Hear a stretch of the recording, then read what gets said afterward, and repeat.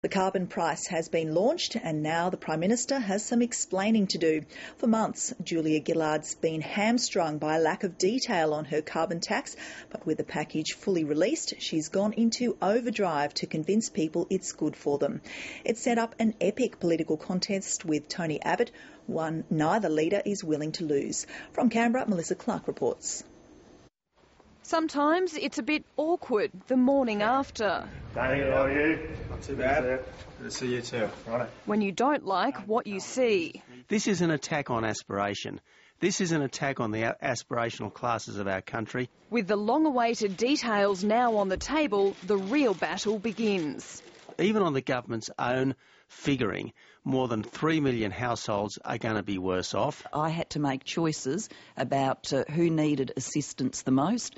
The Coalition says middle-income families will be worse off. It is a myth to describe this as tax reform. This is the first time in a generation that marginal tax rates have been increased. The Prime Minister's pitched $15 billion in compensation, most of it directed towards middle and lower income earners. And for those on pensions, extra payments will ensure they're better off from mid-next year. Their budgets are very tight and consequently they don't have much money to move around, so we've protected them by giving them 20% more than the expected impact of the carbon price on them.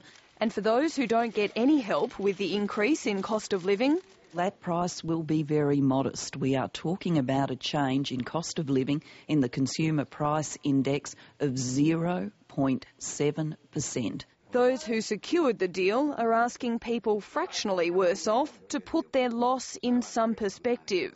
It doesn't matter what income level they're on, is to start arguing about 10 and 20 cents.